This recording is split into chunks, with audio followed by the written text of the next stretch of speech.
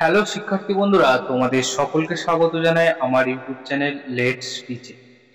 আজকে আমরা অতি গুরুত্বপূর্ণ একটি বিষয় এবং মোস্ট ডিমান্ডেড একটি বিষয় নিয়ে আলোচনা করব।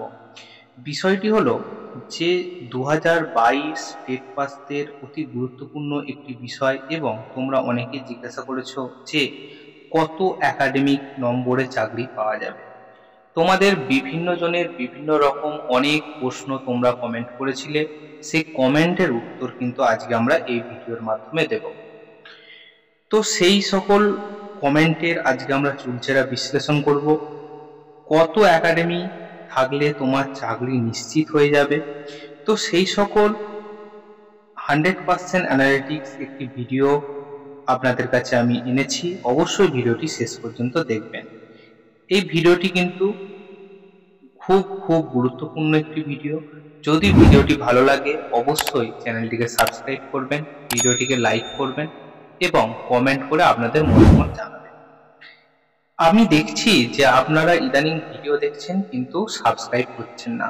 আপনাদের কাছে একটা হাম্বল রিকোয়েস্ট, অবশ্যই চ্যানেলটিকে সাবস্ক্রাইব করুন।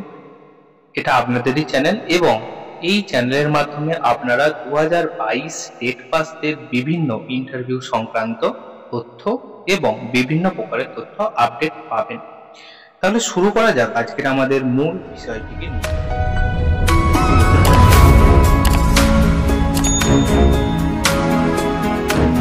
তো আপনারা অনেকেই প্রশ্ন করেছেন এই একাডেমিক নিয়ে। আপনারা অনেকে জানেন এবং অনেকে জানেন না। সেই বিষয়টি হলো যে প্রাথমিক শিক্ষক নিয়োগে মোট যে প্যানেলটি তৈরি হয় সেটি কিন্তু 50 নম্বরের মধ্যে প্যানেলটি তৈরি হয়। তার মধ্যে যে ভাগগুলি থাকে সেই ভাগগুলি এক নজরে আমরা দেখে নিই। প্রথম হচ্ছে একাডেমিক থাকে 35 নম্বর। ইন্টারভিউ আপনার থাকে 10 নম্বর অর্থাৎ 10 নম্বর। এবং যাদের এক্সট্রা কারিকুলাম থাকে, বিভিন্ন ন্যাশনাল লেভেলে যাদের সার্টিফিকেট থাকে, তাদের কিন্তু 5 নম্বর বরাদ্দ করা হয়ে থাকে। এটা কিন্তু সবার থাকে না, ঠিক আছে। এবার এই যে 35 নম্বর, এই যে আমরা এখন যে 35 নম্বর একাডেমিক্সের কথা বললাম, এই 35 নম্বরের মধ্যে আপনার কতটা নম্বর আছে বা আপনি অন্যদের তুলনায় কতটা এগিয়ে থাকবেন, তার জন্য অবশ্যই আমরা একটি ডাটার সাহায্য নেব। চলুন সেই ডাটাটা দেখি। 2017 আপনারা প্যানেল দেখলে বুঝতে পারবেন সেখানে জেনারেলদের যে ইন্টারভিউ মার্কস এসেছিল, তার মধ্যে যে ইন্টারভিউ মার্কস সেটা একবার দেখা যাক। তো আপনারা সকলে নিশ্চয়ই দেখতে পাচ্ছেন যে 2017 প্যানেল অনুযায়ী জেনারেলদের ইন্টারভিউ মার্কস কেমন কেমন আছে। তারা 10-এর মধ্যে কত পেয়েছে এইখানে ছবিতে আপনারা দেখতে পাচ্ছেন। আমি ধরে নিলাম যে তারা প্রত্যেকে 10-এর মধ্যে 6 করে পেয়েছেন, তাহলে তাদের একাডেমি কত হবে?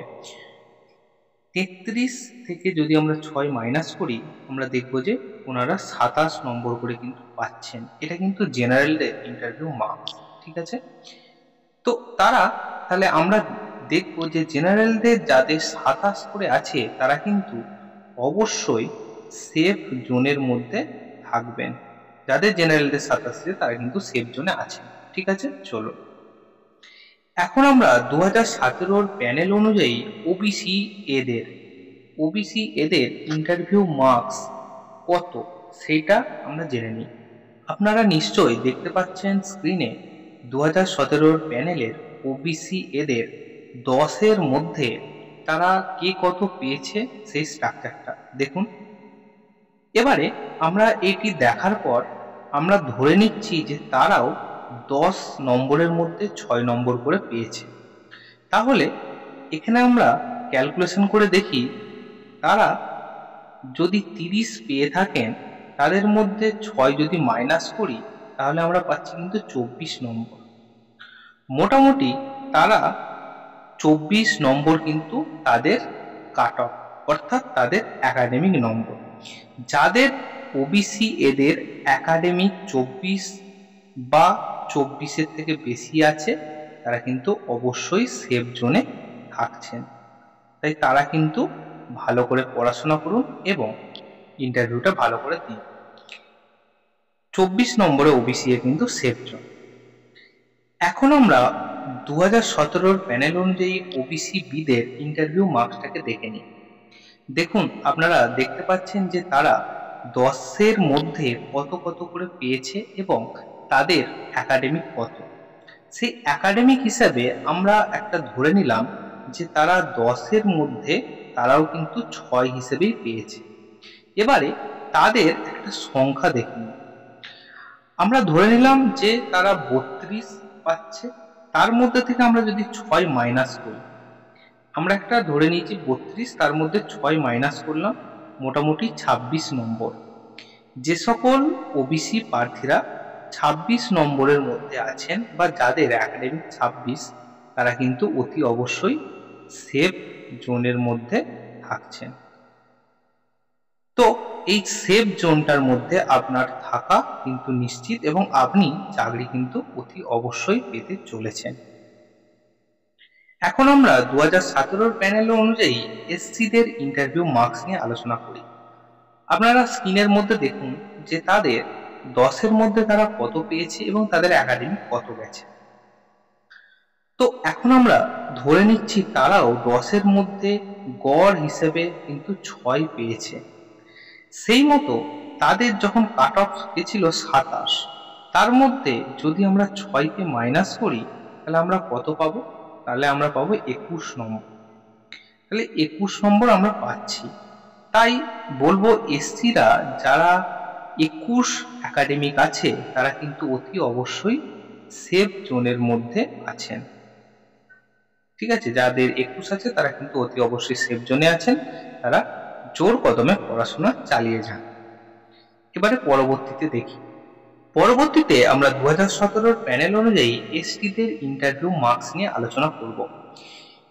এদেরও যদি আমরা 10-এর মধ্যে 6 হিসেবেও ধরে নিই, এদের যে একাডেমিক আছে সেই একাডেমিক অনুযায়ী এদের কিন্তু সকলের চাকরি কনফার্ম হয়ে গেছে। এখন বলে দিই যে, আবারও বলি, এসসিদের সকলের চাকরি কিন্তু বর্তমানে কনফার্ম, কারণ এসসি সংখ্যাটা অতি কম। তাই তারা 20 বা তার আশেপাশে 18 বা এরকম যদি থাকে তারা কিন্তু অতি অবশ্যই সেফ জোনের মধ্যে আছেন। তারা অতি অবশ্যই সেফ জোনের মধ্যে আছেন। তাদের একটাই কাজ, তারা এখন জোর কদমে শুধু পড়াশোনা করা। আপনারা জানেন নিশ্চয়ই অতি শীঘ্রই কিন্তু পুজোর আগেই, বলা যেতে পারে পুজোর আগেই এবং বিধানসভা ভোটের আগেই কিন্তু নিয়োগ হতে চলেছে এবং পুজোর আগেই ইন্টারভিউ নোটিফিকেশন আসতে চলেছে। ঠিক আছে, তো এরা কিন্তু সকলেই সেফ জোনে থাকবেন এবং এসটিদের অবশ্যই কিন্তু চাকরি কনফার্ম হয়ে যাবে। এখন আমরা general, OBC A, OBC B, SC, ST এদের ইন্টারভিউ মার্কস নিয়ে একটা ওভারঅল একটা জায়গাতে আমরা আলোচনা করব। তো জেনারেল যারা থাকবেন তাদের 33 থেকে 6 বাদ দিলে 27, এই 27 যারা থাকবেন তারা কিন্তু অবশ্যই সেফ জোনের মধ্যে থাকছেন। ওবিসি এ, ওবিসি এর মধ্যে 30 থেকে আমরা যদি 6 বাদ দিই অবশ্যই কিন্তু 24, এই 24 যারা পাবেন বা 24 যাদের একাডেমিক আছে তারা কিন্তু অবশ্যই সেফ জোনের মধ্যে থাকবেন। ওবিসি বি, ওবিসি বি এর মধ্যে দেখা যাক 32 বিয়োগ 6, এদের বিয়োগ করলে আমরা পাচ্ছি 26, এই 26 যারা থাকবেন তারা কিন্তু অবশ্যই একাডেমিকের মধ্যে সেফ জোনে আছেন। এবারে এসসিদের দেখা যাক, এসসিরা 27 বিয়োগ 6 অর্থাৎ 21, 21 যাদের একাডেমিক এসসিদের তারা কিন্তু অবশ্যই সেফ জোনে আছেন এবং আপনাদের চাকরি কিন্তু নিশ্চিত। এসটি, এবারে এসটিদের মধ্যে দেখি, এসটিদের আমি একটু আগে বললাম যে এদের সকলের চাকরি কিন্তু কনফার্ম হয়ে যাবে, কারণ এসটিদের সংখ্যাও খুব কম, অতি অল্প সংখ্যক আছে এবং এদের ভ্যাকেন্সি অনেক বেশি থাকে, তাই এরা অতি অবশ্যই কিন্তু সেফ জোনের মধ্যে থাকবেন। ঠিক আছে, আমরা তাহলে একটা ওভারঅল একটা ধারণা দিলাম। তো এখন আপনাদের মধ্যে অনেকে থাকবেন, এখন তারা বলবে যে অনেকের তো একাডেমিক অনেক বেশি আছে, অনেক হাই আছে, কারোর 28 আছে, কারোর 29 আছে বা তারও বেশি আছে। তাহলে তাদের সাথে তো আমরা পেরে উঠবো না, যাদের কম একাডেমিক। এটা তো সত্যি কথা, একদম 100% অথেন্টিক একটি কথা। তো সেই বিষয়ে আমরা কি করব? আমি একটা কথা বা আপনাদের একটা আপডেট দিয়ে রাখি, এই যে যাদের কথা আপনারা বলছেন 28 বা 29, এদের কিন্তু সংখ্যাটা খুব বেশি না। এদের সংখ্যা খুব বেশি না, একদমই না। এদের আনুমানিক আপনারা দেখবেন 5000-এর বেশি কোনো মতেই হবে না। আমি তো 5000 অনেক বেশি বলে ফেলেছি, কোনো মতেই 5000-এর বেশি না, ঠিক আছে? তো যতটা সম্ভব আমার যা ধারণা, এদের সংখ্যা ওই আনুমানিক 2000 থেকে 3000-এর মধ্যে, যারা 28 বা 29 বা তারও বেশি আছে। তাই এদেরকে নিয়ে আপনাদের কোনো চিন্তা করার দরকার নেই, ঠিক আছে? এক্ষেত্রে আমার একটা মতামত বলতে পারেন যে এখানে চিন্তা করার বিশেষ কিছু নেই, কারণ আপনার হাতে কিছু নেই। আপনার হাতে যেটা আছে শুধু একমাত্র ইন্টারভিউয়ের জন্য বেশি বেশি করে পড়াশোনা করা, ডেমো প্র্যাকটিস করা এবং অ্যাপটিটিউড টেস্টের দেওয়া এবং বেশি বেশি করে মক দেওয়া। তো আপনার লক্ষ্য একটাই যে আপনাকে যে কোনো উপায়ে চাকরিটি পেতে হবে এবং একটি সিটই আপনার জন্য বরাদ্দ বা দখল করতে হবে। তাই একটাই কথা, যে কঠোর পরিশ্রম করুন এবং আপনার অধিকার এবং চাকরিটিকে ছিনিয়ে নিন। সেই সাথে অতি অবশ্যই রাজপথে লড়াইয়ের জন্য আসুন।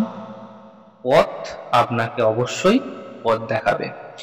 তাহলে দেখা হচ্ছে অন্য কোনো ভিডিওতে, অন্য কোনো দিন। After all, thanks for watching. Best of luck.